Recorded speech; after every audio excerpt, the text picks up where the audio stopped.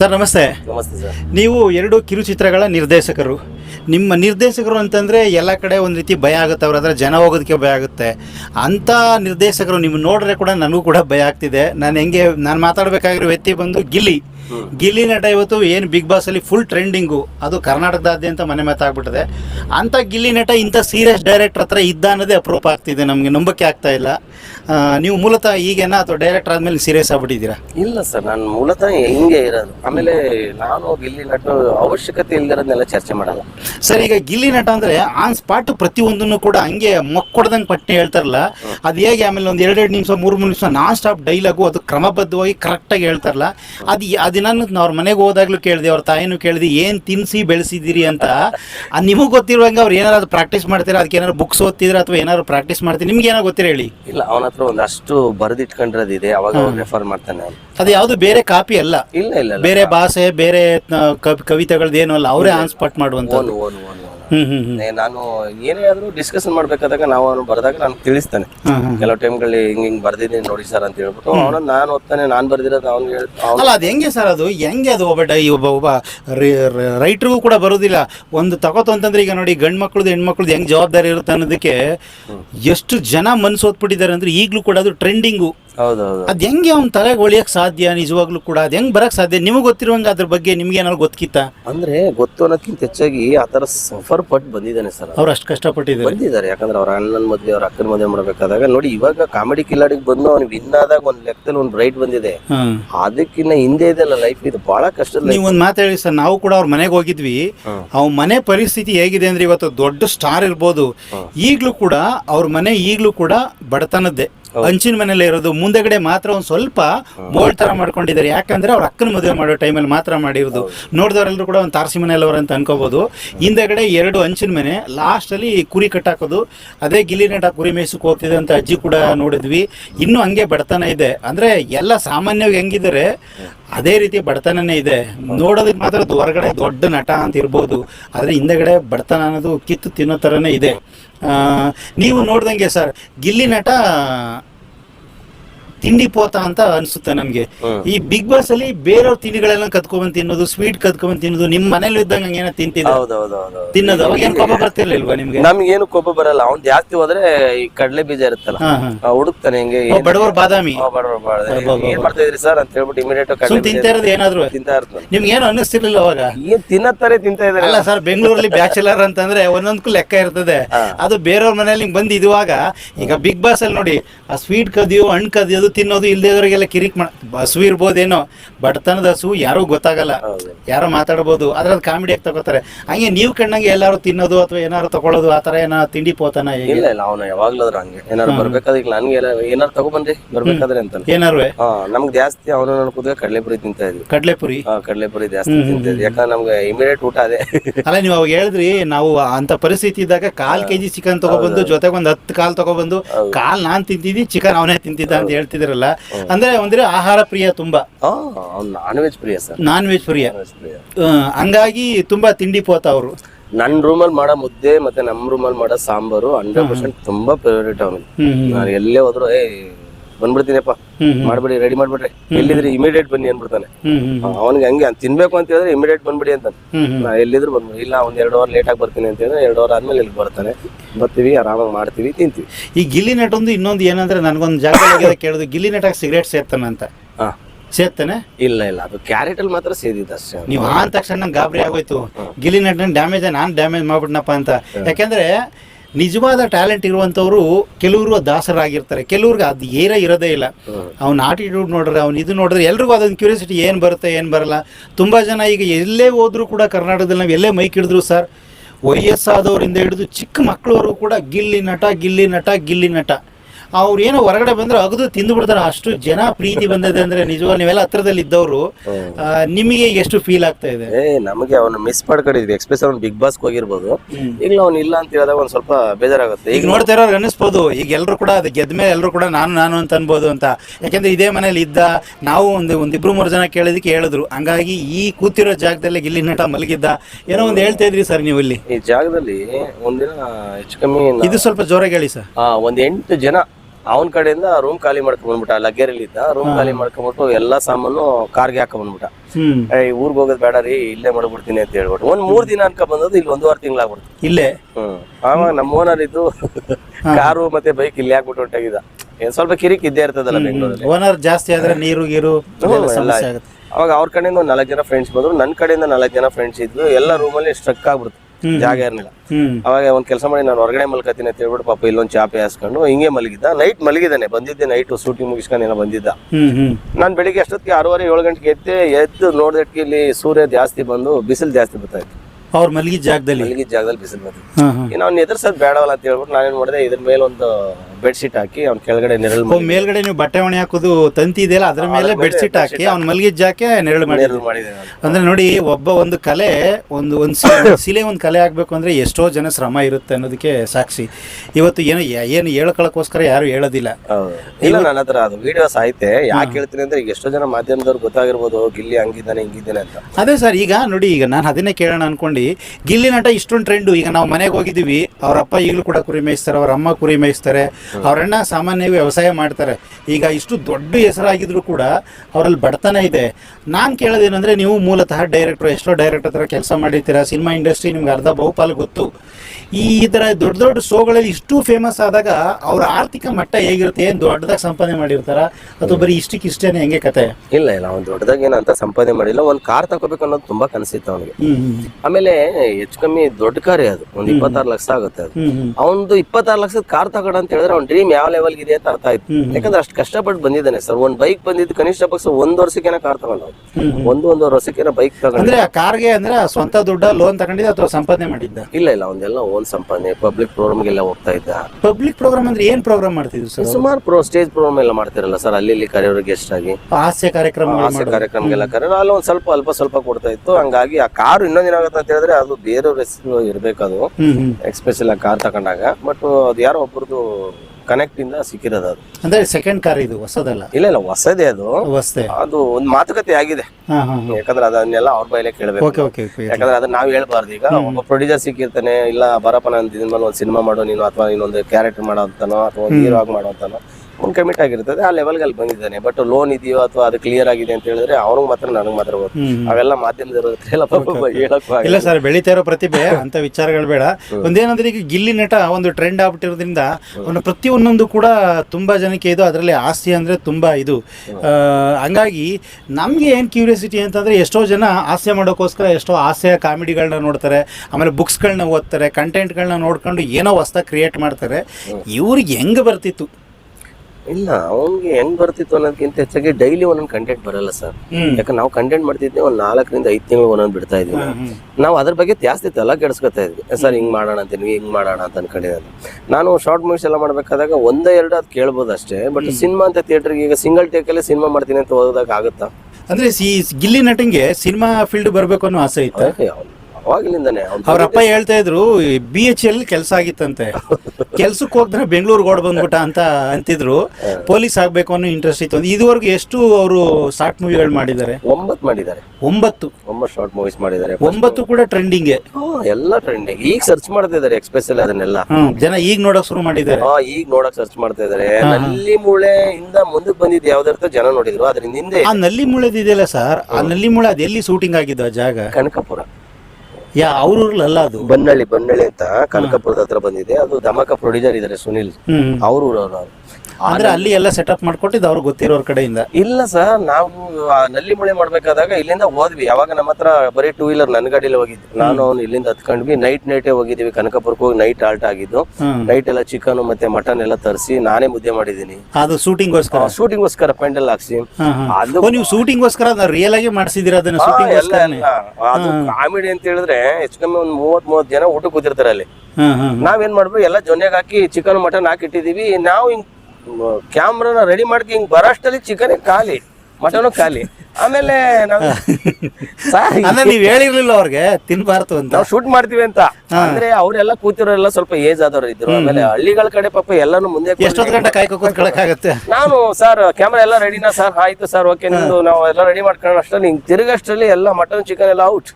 ಆಮೇಲೆ ಇದು ಬಹಳ ಕಷ್ಟ ಆಗುತ್ತೆ.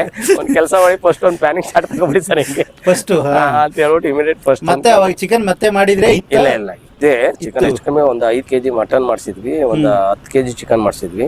ಮುದ್ದೆ ರೈಸ್ ಎಲ್ಲ ನಾನೇ ಮಾಡಿದ್ದೆ. ಆಮೇಲೆ ಇನ್ನೊಬ್ರು ಅಣ್ಣ ಇದ್ರು, ಅವ್ರು ಮಾಡಿದ್ರು.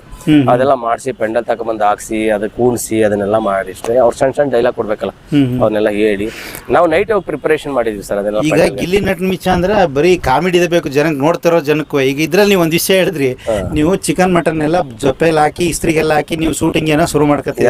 ಅವ್ರು ಪಟ್ಟಂತ ತಿಂದ ತಕ್ಷಣ ನಿಮ್ಗೆ ಕೋಪ ಬಂತ, ನಗು ಬಂತ, ಆ ಮೂಮೆಂಟ್ ಹೇಗಿತ್ತು ಆ ಸಂದರ್ಭದಲ್ಲಿ? ನಾವು ಮಾತು ಬರದೆ ಅಂತ ಮೂಕ ಜೀವಿಗಳಾಗ್ಬಿಟ್ಟು ಸರ್, ಏನು ಹೇಳೋಂಗಿಲ್ಲ ಬಿಡುವಂಗಿಲ್ಲ. ಬೇರೆ ವಿಚಾರ ಆದ್ರೆ ಬೈಬೋದು, ತಿನ್ನೋದಕ್ಕೆ ಕಿತ್ಕೊಳಕ್ ಆಗತ್ತಾ? ಅವು ಒಬ್ರು ಕೇಳಿದ್ರು, ಅಂಕಲ್ ಇದು ಶೂಟಿಂಗ್ ಆಗ್ಬೇಕು, ಸ್ವಲ್ಪ ವೆಯ್ಟ್ ಮಾಡಿ ಅಂದ್ರು. ಎಲೆ ಮೇಲೆ ಬಾಡ್ ಹಾಕ್ಬಿಟ್ಟು ಸುಮ್ಮನೆ ಕೂತ್ಕೊಳಕದ್ದ ನಮ್ಮ ಮಾಡಿ. ಆಯ್ತು ಓಕೆ ನೀವ್ ಎದುರಾಕೊಳ್ಳೋಂಗಿಲ್ಲ, ಶೂಟಿಂಗ್ ಮಾಡಕ್ಕಾಗಲ್ಲ.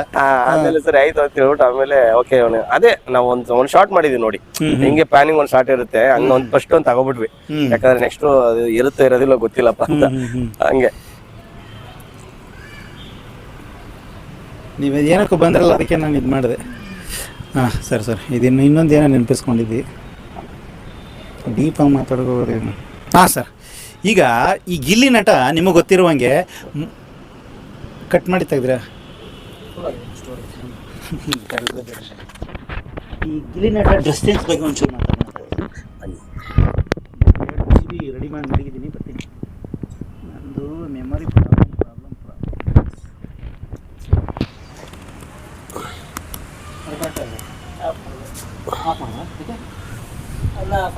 ಯಾವಾಗ ಆಫ್ ಆಯ್ತು ನಂದಿದು? ಈಗ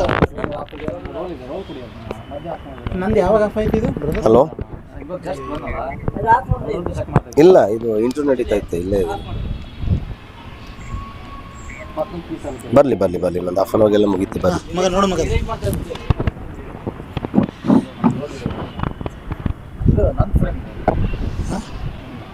ಚೇಂಜ್ ಮಾಡಿ ನಿಮ್ಗೆ ಗೊತ್ತಲ್ಲ. ನೋಡ್ಕೊಳ್ಳಿ, ಗಾಳಿಗಳಿಗೆ ಏನಾದ್ರು ಬಿದ್ದೋಗ್ಬಿಟ್ಟದು ಸರ್.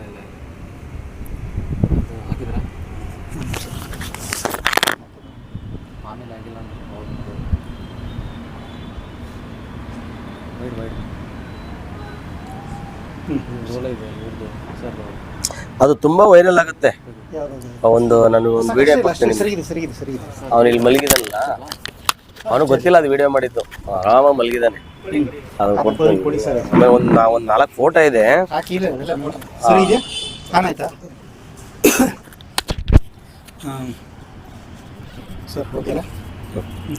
ಸರ್, ಈಗ ಒಂದು ಕಾಮಿಡಿ ಶೋ ಆಗಿರ್ಬೋದು, ಒಂದು ಧಾರಾವಾಹಿ ಆಗಿರ್ಬೋದು, ಸಿನಿಮಾವನ್ನು ಮೀರಿಸೋ ರೇಂಜ್ಗೆ ಇವತ್ತು ಎಲ್ಲ ಕಾಸ್ಟ್ಯೂಮ್ಗಳಾಗಿರ್ಬೋದು ಏನೇನೋ ತುಂಬ ಬೆಳೆಸ್ತಾರೆ.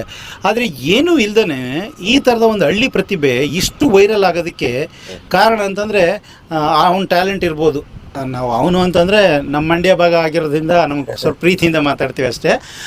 ಈಗ ಅವ್ರ ಡ್ರೆಸ್ ಸೆನ್ಸ್ ಬಗ್ಗೆ ಸರ್, ಇಲ್ಲೂ ಅವ್ರಿಗೆ ಬಡತನದ ಸಮಸ್ಯೆಯಿಂದ ಅವ್ರ ಕೈಯಲ್ಲಿ ಬಟ್ಟೆ ಅವು ಜಾಸ್ತಿ ಕ್ಯಾರಿ ಮಾಡೋಕ್ಕಾಗಲ್ವೋ, ಅಥವಾ ಅವ್ರು ಇರೋದೇ ಹಾಗೇನೆ? ಯಾಕೆಂದರೆ ಬಿಗ್ ಬಾಸಲ್ಲಿ ಏನೇನೋ ಸೂಟ್ ಗೀಟ್ ಎಲ್ಲ ಹಾಕ್ತಾರೆ, ಒಂದು ಬನಿಯನಲ್ಲೇ ಇರ್ತಾನಲ್ಲ, ಎಲ್ಲ ಕಡೆ ಹೋದಾಗ ಬನಿಯಿಂದ ಕೇಳ್ತಾ ಇದ್ದೀನಿ ಸುದ್ದಿ. ಅವನು ನ್ಯಾಚುರಲ್ ನಟ. ನಾನು ಫಸ್ಟೇ ಬಿರುದು ಕೊಡೋದಾದ್ರೆ ನ್ಯಾಚುರಲ್ ನಟ. ಅವನು ಹೆಂಗಿರ್ತಾವ ಹಂಗೆ, ಅವನು ಬೇರೆ ಕಾಸ್ಟ್ಯೂಮ್ ಹಾಕೊಂಡು ರಿಚ್ ಆಗಿ ಕಾಣಿಸ್ಬೇಕು, ಅದ್ ಮಾಡ್ಬೇಕು, ಹಿಂಗೆ ಯಾವ್ದು ಇಲ್ಲ ಸರ್. ನೀವು ಶೂಟಿಂಗು 9 ಸಿನಿಮಾ ಇದು ಶಾರ್ಟ್ ಮೂವಿ ಮಾಡೋದ್ರಲ್ಲ, ಅಲ್ಲೆಲ್ಲ ಏನು ಅದೇ ಆ ಥರ ಏನೋ ಎಕ್ಸ್ಪೆಕ್ಟ್ ಮಾಡ್ತೀನ ಅಥವಾ ಹೇಗೆ? ಏನಿಲ್ಲ, ಯಾವ ಸರ್ಟ್ ಸಿಗುತ್ತೋ ಯಾವ್ದಿರುತ್ತೋ ಚೆನ್ನಾಗಿ ಕಾಣಿಸುತ್ತಾ ಓಕೆ ಇಮಿಡಿಯೇಟ್ ಅದು ಹಾಕೊಳ್ಳೋದು ಕೂತ್ಕೊತಾ ಇರೋದು ಅಷ್ಟೇ. ಒಂದು ಜೂನಿಯರ್ ಶಂಕರ್ನಾಗ್ ಜೂನಿಯರ್ ಉಪೇಂದ್ರ ಇದ್ದಂಗೆ ಅಷ್ಟೇ. ಅದು ಫಸ್ಟ್ ಪಿವೋಟ್ಲೇನೋ ನಂದೇ ಇತ್ತು ಸರ್ಟ್, ಯಾವ್ದು ಚೆನ್ನಾಗಿ ಕಾಣಿಸುತ್ತೆ ನೋಡಿ ಸರ್, ಇದು ಚೆನ್ನಾಗಿ ಕಾಣಿಸುತ್ತೆ ಕೊಡಿ ಸರ್, ಎತ್ತು ಹಾಕೊಳ್ಳೋದು ಕೂತ್ಕೊಳ್ಳಿ ಸರ್ ಅಂತೇಳಿ ಕೂತ್ಕೊಳ್ಳೋದು. ಬಟ್ ಕೆಲಸ ಒಟ್ಟು ಗೆಲ್ಲಬೇಕು ಅನ್ನೋ ಹಸು ಜಾಸ್ತಿ. ಅದು ಆ ಥರ ಹಸು ಇದ್ದದ್ಕೆ ಇವತ್ತು ಆ ಲೆವೆಲ್ಗೆ ಹೋಗಿದ್ದಾರೆ ಅವರು. ಸುಮ್ನೆ ಹೋಗಕ್ ಚಂದ ಏನೋ ಟೈಮ್ ಪಾಸ್ ಮಾಡೋಣ ಬಿಡಿ ಅಂತ ಹೇಳಕ್ ಬಂದವರೇ ಅಲ್ಲ ಅವ್ರು. ಆ ಹಸು ಇರೋದಕ್ಕೆ ಅವ್ರು ಆ ಲೆವೆಲ್ಗೆ ಹೋಗಿದ್ದಾರೆ. ಆಮೇಲೆ ಇನ್ನೊಂದೇನಂತಂದ್ರೆ ಅವ್ನಿಗೇನೋ ತಾಟ ಬತ್ತು ಮಲ್ಕೊಂಡು ಅಂತ ಹೇಳಿದ್ರೆ ಇಮಿಡಿಯೇಟ್ ಹಂಗೆ ಎಷ್ಟು 1 ಗಂಟೆ 2 ಗಂಟೆ 3 ಗಂಟೆ ಏನಾಗಿಲ್ಲ. ನಾವು ಹೇಳಿ ರಪ ಅಂತ ಬರ್ಕತೀವಿ ಅಥವಾ ರಪ ಅಂತ ಕೂತ್ಕೊಂಡು ಡಿಸ್ಕಷನ್ ಮಾಡ್ತೀವಿ. ಹಂಗೆ ಕೆಲಸ ನಮ್ಗೆ. ಅಂದ್ರೆ ನಿದ್ದೆ ಮಾಡೋ ಟೈಮಲ್ಲೂ ಕೂಡ ಏನಾದ್ರು ಕನಸಲ್ಲೂ ಕೂಡ ಕನ್ವರ್ಸುವಂತ ವ್ಯಕ್ತಿತ್ವ, ಸರ್ಚ್ ಮಾಡುವಂತ ಕಲಾವಿದರಿಗೆ ಆ ತರದೊಂದು ಗುಣ ಇದ್ರೆ ಏನಾದ್ರು ಹೊಸದಾಗಿ ಹುಟ್ಟಕ್ಕೆ ಸಾಧ್ಯ ಆಗುತ್ತೆ. ನಲ್ಲಿ ಮೂಳೆ ಎಲ್ಲ ಹೆಚ್ಚು ಕಮ್ಮಿ 1:30 ಇಂದ 2 ಗಂಟೆ ರಾತ್ರಿಗೆ ಎದ್ದು ಬರೋದು ಅವನು. ಅದ ನಲ್ಲಿ ಮೂಳೆ ಕಾನ್ಸೆಪ್ಟು ಡೈಲಾಗ್ಸ್ ಎಲ್ಲ ಇದೆ, ಅದು ಅವ್ರದ್ದೇನಂತೀರ? ಎಲ್ಲ ಅದೇ ಸಣ್ಣ ಸಣ್ಣದ ನಲ್ಲಿ ಮುಳ್ಳೆಲ್ಲ ಬರ್ದಾಗ ನಾನು ಸುಮಾರು ಡೈಲಾಗ್ ಏನಿರುತ್ತೋ ಅದು ನಾನು ಬರೆದ ಪಿ ಹೋಟೆಲ್ ಬರ್ದಲ್ಲ, ಅದು ನಲ್ಲಿ ಮುಳ್ಳೆಲ್ಲ ನಾನು ಬರೆದಿದ್ದೀನಿ, ಅವನು ಬರೆದಿದ್ದಾನೆ. ಬಟ್ ಮೇಜರ್ ಆಗಿ ಎಲ್ಲವನ್ನು ನಲ್ಲಿ ಮೂಳೆದಲ್ಲ. ಓಕೆ, ನಲ್ಲಿ ಮುಳ್ಳೆಲ್ಲಿ ಥಾಟ್ ಎಲ್ಲ ಅವಂದೇ. ನಾನು ಬರದಾದ್ಮೇಲೆ ನೋಡಿ ಡೈಲಾಗ್ ಚೆನ್ನಾಗಿದೆ ಅಂತ ನಾನು ಫಿಲ್ಟರ್ ಮಾಡ್ತಾ ಇದ್ದೆ. ಇದು ಚೆನ್ನಾಗಿ ಬರುತ್ತೆ, ಚೆನ್ನಾಗಿ ಬರುತ್ತೆ, ಇದು ಚೆನ್ನಾಗಿ ಬರುತ್ತೆ. ಅಕಸ್ಮಾತ್ ಸಂತೆಗೆ ಹೋದ್ರು ಸೀಗಣಿ ಸೆಕೆಂಡ್ ಹ್ಯಾಂಡ್ ತಗೋಬತ್ತಾನೆ, ಈ ಥರದ್ದೆಲ್ಲ ಕೆಲವು ಚೇಂಜಸ್ ಇತ್ತು. ಇದೆಲ್ಲ ಚೆನ್ನಾಗಿ ಬರುತ್ತೆ ನೋಡಿ ಸರ್ ಅಂತ ಹೇಳ್ಬಿಟ್ಟು ನಾನು ಏನಾಗಿದೆ ಸಣ್ಣ ಪುಟ್ಟ. ಅಂದ್ರೆ ಈ ನಲ್ಲಿ ಮೂಳೆ ಬಂದ ಮೇಲೆ ಏನಿರ್ಬೋದು, ಈ ನಲ್ಲಿ ಮೂಳೆ ಕೊಡು ಮತ್ತೆ ಲೆಗ್ ಪೀಸ್ ಕೊಡು ಅನ್ನೋದು ಜನಗಳಲ್ಲಿ ಹುಚ್ಚಿಡ್ದು ಬಿಡುದು. ಅವಾಗ ನಾರ್ಮಲ್ ಆಗಿ ತಿಂತಿದ್ರು, ಬಿಸಾಕ್ತಿದ್ರು. ಈಗ ಅದೊಂದು ತಿನ್ನೋದೇ ಒಂದು ಸ್ಕೋಪ್ ಆಗಿ ತಿಂತಾರೆ, ಏನೋ ಬ್ರಹ್ಮಾಂಡ ತಿಂತ ಇದೆಯೋ ನಂಗೆ. ಅಂದ್ರೆ ನಿಮ್ಮ ಸಿನಿಮಾಗಳು ಸಮಾಜಕ್ಕೆ ಬೇರೆ ಬೇರೆ ತರ ಒಂದು ಸಂದರ್ಭ ಇದೇನು ಪ್ರಭಾವ ಬೀರ್ತಾ ಇದೆ. ಇಲ್ಲ 9 ಶಾರ್ಟ್ ಮೂವಿಗಳು ನೀವು ನೋಡಿ, 9 ಶಾರ್ಟ್ ಮೂವಿಗಳು ಬೇರೆ ಬೇರೆ ಸಬ್ಜೆಕ್ಟ್ ಹೇಳಿದೀವಿ ನಾವು. ಈಗ ನೀವು ಪ್ಯೂರ್ ನೋಡಿದಾಗ ರೋಡಲ್ಲಿ ಕೂತ್ಕೊಂಡು ಎಣ್ಣೆ ಹೊಡಿತಾ ಇರ್ತಾರೆ ಹುಡುಗರು ಎಲ್ಲ ಇರ್ತಾರಲ್ಲ ಅವ್ರು. ನೀವು ನಲ್ಲಿ ಮೂಳೆಯಲ್ಲಿ ಹೋದಾಗ ಒಂದ್ ಮೂಳೆಗೋಸ್ಕರ ಬಂದು ಒಂದ್ ಹುಡುಗಿ ಮದುವೆ ನಿಲ್ಲಿಸ್ಬಿಡ್ತಾನೆ ಅವ್ನು. ಅದೇ ನಿಮ್ ಕಾನ್ಸೆಪ್ಟ್ ಅಂದ್ರೆ ಒಂದೇ ಒಂದ್ ನಲ್ಲಿ ಮೂಳೆಗೋಸ್ಕರ ಒಂದ್ ಮದ್ವೆ ನಿಂತೋಗುತ್ತೆ. ಅದೆಲ್ಲ ಆಯ್ತಲ್ಲ, ಮಗಳು ಯಾರ ಜೊತೆ ಓಡೋಗ್ತಾರೆ, ಭಟ್ರ ಜೊತೆ ಓಡೋಗ್ತಾ ಇದಾರೆ ಅಂತ ಹೇಳಿದ್ರೆ ಹಬ್ಬ ಲಾಟ್ರಿ ಕಂಜೆಚಲೇಸ್ ಅಂತ ನೋಡಿ ಅವ್ನ್ ಬಂದ. ಅಂದ್ರೆ ಜನಗಳಿಗೆಲ್ಲ ಕಾಮಿಡಿ ಇರುತ್ತೆ, ಅಲ್ಲೊಂದ್ ಸಂದೇಶನೇ ಮಾಡ್ತಾರೆ. ಯಾಕಂದ್ರೆ ನೀವು ನಿಮ್ಮ ಉದ್ದೇಶ ಇದ್ದು ಒಂದೇ ಒಂದ್ ನಲ್ಲಿ ಮೂಳೆಯಿಂದ ಮಗಳು ಮದ್ವೆ ನಿಂತೋಗುತ್ತೆ ಅಂತ ಕಾನ್ಸೆಪ್ಟ್. ಅದ್ ಹಂಗೆ ಆಗಿರುತ್ತೆ, ಅದೇ ಉದ್ದೇಶ ಇಟ್ಕೊಂಡೆ ಮಾಡಿದ್ದು. ಹಂಗೆ ಮಾಡಿದ್ದು ನಾವು. ಯಾಕಂದ್ರೆ ಅದ್ ಡೈಲಾಗ್ ಹೇಳ್ತಲ್ಲ, ಒಂದೇ ಒಂದ್ ನಲ್ಲಿ ಮೂಳೆಗೋಸ್ಕರ ನನ್ನ ಜೀವನನೇ ಹಾಳು ಮಾಡ್ಬಿಟ್ರಲ್ಲ ಅಂತ ಮದ್ವೆ ಗಂಡು. ಹಂಗೆ ಅಂದ್ರೆ ಕೊನೆಗೂ ಹಂಗೆ ಹೋಗುತ್ತೆ ಅದು. ಹೌದೌದು. ನೀವು ಅದೇ ರೀತಿ ಅನ್ಕೊಂಡಿದ್ರಾ, ನಾವ್ ಇದೇ ರೀತಿ ಮಾಡ್ಬೇಕು, ಒಂದ್ ನಲ್ಲಿ ಮೂಳೆಯಿಂದ ಸಿನಿಮಾ ಅದು ಒಂದ್ ಮದುವೆ ನಿಂತೋಗ್ಬೇಕು ಅಂತ? ಈಗ ಹೌದು, ನಾವು ಡಿಸ್ಕಷನ್ ಮಾಡ್ಬೇಕಾದಾಗ ಒಂದ್ ಮೂಳೆ ಬೀಗ್ರೂಟಿಗೆ ಬಂದಿರ್ತಾರೆ, ಒಂದ್ ಮೂಳೆಗೋಸ್ಕರ ಗಲಾಟೆ ಆಗುತ್ತೆ. ಒಂದ್ ಮೂಳೆಗೋಸ್ಕರ ಗಲಾಟೆ ಮಾಡಿದಾಗ ಅವಳು ಭಟ್ರ ಜೊತೆ ಹೊಂಟೋಗ್ಬಿಡ್ತಾಳೆ, ಭಟ್ರ ಜೊತೆಲೆ ಗಲಾಟೆ ಹೋಗ್ಬಿಡ್ತದೆ ಅಂತ ಹೇಳಿ ಆತರ. ಬಟ್ ನಾವೇನಾಗತ್ತೆ ಅಂದ್ರೆ ಈಗ 10 ನಿಮಿಷದಲ್ಲಿ ನಿಮ್ಗೆ ತುಂಬಾ ಕತೆ ಹೇಳ್ಬೋದು, ಇಲ್ಲ ಅಂತ ನಾನು ಹೇಳ್ತಾ ಇರಲ್ಲ, ಬಟ್ ಎಂಟರ್ಟೈನ್ಮೆಂಟ್ ನೋಡ್ಬೇಕಲ್ಲ. ಸೊ ಆ ಥರದ್ದೆಲ್ಲ ಮಾಡಿ ಹಂಗ್ ಮಾಡ್ತಾ ಇದ್ವಿ, ಆ ಥರದ್ದು ಎಂಟರ್ಟೈನ್ಮೆಂಟ್ ಮಾಡಿ. ಬಟ್ ನಮ್ ಉದ್ದೇಶ ಇದ್ದಿದ್ದು ಇಷ್ಟೇ, ನಮ್ಮ ಏನೋ ಒಂದು ಟ್ಯಾಲೆಂಟ್ ಇದೆ, ನಾವು ಗುರುತಿಸ್ಕೋಬೇಕು. ಜೊತೆಗೆ ಈಗ ನಾವು ಹೋಗಿ ಎಷ್ಟೋ ಜನ ಈಗ ಶಾರ್ಟ್ ಮೂವೀಸ್ ಆಗಿರ್ಬೋದು, ಬೇರೆ ಮೂವಿ ಮಾಡ್ದೇನೆ ಬಂದು ಡೈರೆಕ್ಟರ್ ಆಗಿದ್ದಾರೆ ಸರ್. ನಾನು ಹೋಗ್ತೀನಿ, ನಾನು ಅವ್ರ ಹತ್ರ ಎಲ್ಲ ಟ್ಯಾಲೆಂಟ್ ಇಲ್ಲ ಅಂತಲ್ಲ, ನಮ್ಮ ಹತ್ರ ಏನೋ ಒಂದು ಇದೆ ತೋರ್ಸಕ್ಕಾರು ಬೇಕಲ್ಲ ಸರ್. ಈಗ ಎಲ್ಲ ಕಡೆ ಏನಾಗಿದೆ ಅಂದ್ರೆ ಅಂದ ಚಂದ, ಹಣ, ಐಶ್ವರ್ಯ, ಬಾಡಿ ಗೀಡಿ ಏನೋ ನೋಡಿ ಲವ್ ಮಾಡೋದು ಒಂದು ಈ ಕಾಲ. ಅದು ಈ ಗಿಲ್ಲಿ ನಟ್ನಿಂದ ಏನ್ ಶುರು ಆಗ್ಬಿಟ್ಟದೆ ಅಂದ್ರೆ ಸಮಸ್ಯೆ, ಗಿಲ್ಲಿ ನಟ ಬಂದ್ರೆ ಎಲ್ಲ ಅಗ್ದು ತಿಂದ್ಬಿಡೋ ತರ ಜನ ಇಚ್ಛೆ ಪಡ್ತಿದ್ದಾರೆ. ಇವ್ರಿಗೇನಾದ್ರೂ ಲವ್ ಯಾವ್ದಾರು ಇದೆಯಾ ಅಂತ ಇವ್ರ ಫ್ರೆಂಡ್ ಕೇಳೋಣ, ಇವ್ರಿಗೆ ಗೊತ್ತಿರೋಂಗೆ. ಅವ್ರು ಯಾರ ಲವ್ ಮಾಡಿದ್ರ, ನಿಮ್ಗೇನೋ ಗೊತ್ತಿರೋಂಗೆ, ಇಂಥ ಹಸಿವು ಇಂಥ ಒಂದು ಪ್ರತಿಭೆ ಇರೋರ್ಗೆ ಅವಕಾಶ ಇತ್ತ ಅಥವಾ ಮಾಡಿದ್ರ ಇಲ್ವಾ? ಇಲ್ಲ, ನಂದು ಮೈಸೂರು, ಅವನು ಮಳವಳ್ಳಿ ಹತ್ರ. ಹಾಗಾಗಿ ಅವನು ಟೀನೇಜ್ ಏನ್ ಲೈಫ್ ಇರುತ್ತೆ, ನೀವು ಒಂದೇ ರೋಡಲ್ಲೇ ಬರೋರು ಅವ್ನ ಟೀನೇಜ್ ಲೈಫ್ ಏನಿರುತ್ತೆ ಅವ್ನು ಲವ್. ಯಾಕಂದ್ರೆ ಲವ್ ಅನ್ನೋ ಸ್ಟಾರ್ಟ್ ಆಗೋದು ನಿಮ್ಗೆ ಒಂದು SSLC PUC ಸ್ಟಾರ್ಟ್ ಆಗುತ್ತೆ ಸರ್. ಬೆಂಗಳೂರು ಬಂದಾದ್ಮೇಲೆ ನೀವು ನಂಬ್ತಾರೆ ಬದುಕು, ಈ ಬೆಂಗಳೂರಲ್ಲಿ ಕೆಲವ್ರು ಬೆಂದು ಹೋಗ್ತಾರೆ, ಕೆಲವ್ರು ಮಾತ್ರ ಬೆಳೀತಾರೆ. ಬೆಂಗಳೂರಲ್ಲಿ ಕೆಲವ್ರು ಬೆಂದೋಯ್ತಾರೆ, ಕೆಲವ್ರು ಬೆಳಿತಾರೆ. ಡೈರೆಕ್ಟ್ರು ನೋಡಿ ಆನ್ ಸ್ಪಾಟ್ ಬರ್ತದೆ. ಇದು ಗಿಲ್ಲಿ ಪ್ರಭಾವ, ಗಿಲ್ಲಿ ಪ್ರಭಾವ ಇದು. ಹಂಗಾಗಿ ನಾವೇನು ಕೇಳ್ತೀವಿ ಅಂತ ಹೇಳಿದ್ರೆ, ಇಲ್ಲಿ ನೀವು ಹಠ ಇದ್ದವ್ನು ಮಾತ್ರ ಬೆಳೆಯೋದು. ಕರೆಕ್ಟ್. ನೀವು ಚಟ ಇದ್ದವನು ಇಲ್ಲಿ ಬೆಳೆಯಲ್ಲ. ಚಟ ಅಂದ್ರೆ ನೀವು ಲವ್ ಅದು ಇದು ಏನಾರ ಸೋಕಿ ಈಗ ಬಂದ್ರೆ ಬೆಂಗಳೂರು ಬೆಳೆಯಕ್ಕಾಗಲ್ಲ.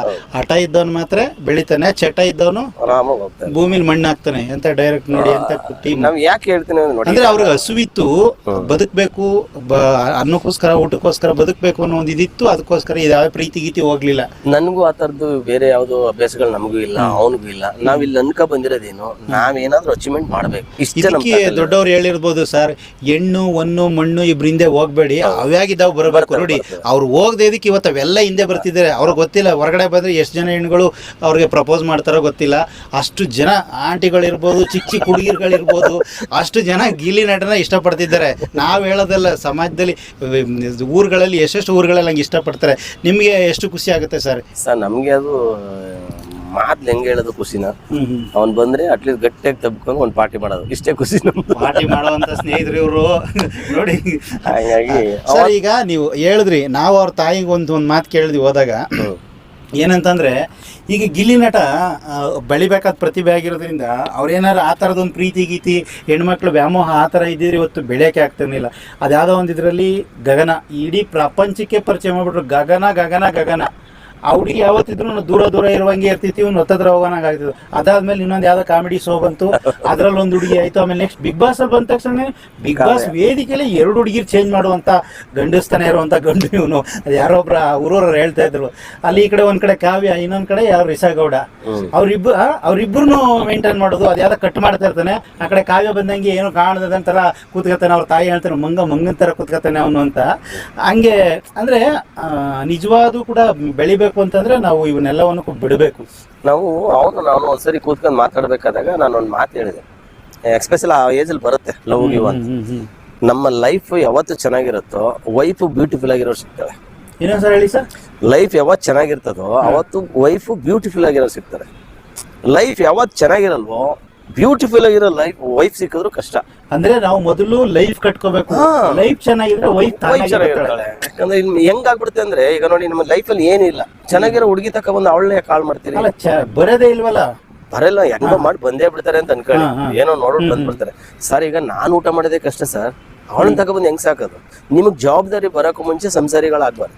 ಅಂದ್ರೆ ಹಿಂದಿನ ಕಾಲದಲ್ಲಿ ಪ್ರೀತಿನೇ ಬೇರೆ, ಈಗ ಯಾಮಾರ್ಸಿಯೋ ಅಥವಾ ಯಾವ್ದೋ ಸೋಕಿಗೋಸ್ಕರ ತೋರಿಸಿ ಪ್ರೀತಿ ಇಲ್ಲ. ಸರ್ ಹೇಳ್ದಂಗೆ ಲೈಫ್ ಚೆನ್ನಾಗಿದ್ರೆ ಒಳ್ಳೆ ವೈಫ್ ಬರ್ತಾರೆ ನೋಡಿ. ಅದು ಉದಾಹರಣೆ ಗಿಲ್ಲಿ ನಟನೆ. ಅವಾಗಿಂದ ತುಂಬಾ ಕಷ್ಟಪಟ್ಟಿದ್ದಕ್ಕೆ ಇವತ್ತು ಗಗನ ಬೇಕಾ, ಕಾವ್ಯ ಬೇಕಾ, ರಿಷಿಗೌಡ ಬೇಕಾ, ಇನ್ನು ಎಷ್ಟೋ ಜನ ಎಂತೆಂಥ ಆರ್ಟಿಸ್ಟ್ಗಳೇ. ಹಂಗಾಗಿ ನಿಜವಾಗ್ಲೂ ಕೂಡ ಅಂದರೆ ಪ್ರತಿಯೊಬ್ಬರಿಗೂ ನೋಡ್ತಿರೋರಿಗೂ ಕೂಡ ಒಂದು ಕ್ಯೂರಿಯಾಸಿಟಿ ಇರುತ್ತೆ, ಇಂಥ ಒಂದು ವ್ಯಕ್ತಿ, ಇಂಥ ಒಂದು ಟ್ಯಾಲೆಂಟ್ ಇರೋನಿಗೆ ಈ ಥರದ್ದು ಏನಾರು ಇರ್ಬೋದಾ ಇಲ್ಲ ಅಂತಂದ್ರೆ. ಎಷ್ಟೋ ಜನ ತಾಯಂದಿರು ನಮಗಿಂತ ಮಗ ಹುಟ್ಲಿಲ್ವಲ್ಲ ಅಂತ ಕಮೆಂಟ್ ಮಾಡ್ತಾರೆ ಸರ್, ನಮಗಿಂತ ಮಗ ಹುಟ್ಲಿಲ್ವ ಅಂತ ಕಮೆಂಟ್ ಮಾಡ್ತಾರೆ. ಅವ್ರ ತಂದೆ ತಾಯಿ ಮತ್ತು ಅವ್ರು ಇಡೀ ಊರಲ್ಲೇ ಏನಂತಾರಂದರೆ, ಇಂಥ ಮಗ ನಮ್ಮೂರಲ್ಲಿರೋದು ನಮ್ಗೆ ಅದೃಷ್ಟ, ಹೆಮ್ಮೆ, ನಮ್ಗೆ ಗೌರವ ತರ್ತಿದೆ, ಮಂಡ್ಯದ ಗಂಡು ಅಂತ ಎಷ್ಟೋ ತುಂಬ ಖುಷಿ ಪಡ್ತಾರೆ. ಹಂಗಾಗಿ ಅವ್ರನ್ನ ವೈಯಕ್ತಿಕದನ್ನ ನಾವು ಕೇಳಿದ್ವಿ. ಅಂದರೆ ಅವರೊಬ್ಬರು ದೊಡ್ಡ ತಿಂಡಿ ಪೋದ, ತಿಂಡಿ ಜಾಸ್ತಿಗಳು ತಿಂತಾರೆ. ಇಲ್ಲ ಮೊದಲು ತಿಂತಿದ್ದ, ಕಾಮಿಡಿ ಕಿಲ್ಲಡಿಗೆ ಹೋದ್ಮೇಲೆ ಎಲ್ಲ ಅವಾಯ್ಡ್ ಮಾಡ್ಬಿಟ್ಟ. ಈಗ ಈ ಸಿನಿಮಾ ಲ್ಯಾಂಡ್ಗೆ ಬಂದಾಗ ಸರ್ ಇನ್ನೊಂದು ಮುಖ್ಯವಾದ ವಿಷಯ, ಈ ಗಿಲ್ಲಿ ಈ ಬಾಡಿ ಬಿಲ್ಡ್ ಮಾಡುವಂಥದ್ದು ಆರೋಗ್ಯ ದೃಷ್ಟಿಯಿಂದ ಬ್ಯೂಟಿ ಅದರ ಥರದ್ದು ಏನಾದ್ರು ನಿಮ್ಗೆ ಗೊತ್ತಿರುವಂಗೆ ಜಿಮ್ಗೆ ಹೋಗುವಂಥದ್ದು ಬ್ಯೂಟಿದು ಏನೋ ಮಾಡೋ ಆ ಥರದ್ದು ಏನಾರು ಇದೆಯಾ? ಇಲ್ಲ, ಈಗ ಬಿಗ್ ಬಾಸ್ಗೆ ಹೋಗ್ತೀನಿ ಅಂತ ಕನ್ಫರ್ಮೇಶನ್ ಆದ್ಮೇಲೆ ಅವನು ಜಿಮ್ಗೆ ಸೇರ್ಕೊಂಡಿದ್ದ. ಜಿಮ್ಗೆ ಸೇರ್ಕೊಂಡು ಸ್ವಲ್ಪ ಡ್ರೈ ಫುಡ್ ಅದು ಇದೆಲ್ಲ ಚೆನ್ನಾಗಿ ತಿಂತಾ ಇದ್ದ. ನಾನು ಹೇಳಿದೆ ಕರೆಕ್ಟ್ ಆಗಿದ್ದೀರಿ, ದಪ್ಪ ಹಾಕೋಬಿಡಿ, ನೀವು ಕರೆಕ್ಟ್ ಆಗಿದ್ದೀರಿ, ಹಿಂಗೆ ಇದ್ಬಿಡಿ ಅಂತ. ಈಗ ಹೇಗಿದ್ರೆ 3 ತಿಂಗಳು ಹೋಗಿದ್ದೀನಲ್ಲ, ಮತ್ತೆ 3 ತಿಂಗಳು ಆದ್ಮೇಲೆ ಬಂದು ವರ್ಕೌಟ್ ಸ್ಟಾರ್ಟ್ ಮಾಡ್ತಾನೆ. ಬಟ್ ಅವನು ನ್ಯಾಚುರಲ್ ಆಗಿ ಚೆನ್ನಾಗಿದ್ದಾನೆ. ನ್ಯಾಚುರಲ್ ಆಗಿ ಚೆನ್ನಾಗಿದೆ, ಹಳ್ಳಿ ಪ್ರತಿಭೆ ಚೆನ್ನಾಗಿದೆ. ಓಕೆ ಸರ್, ಆಯ್ತು, ಥ್ಯಾಂಕ್ ಯು ಸರ್.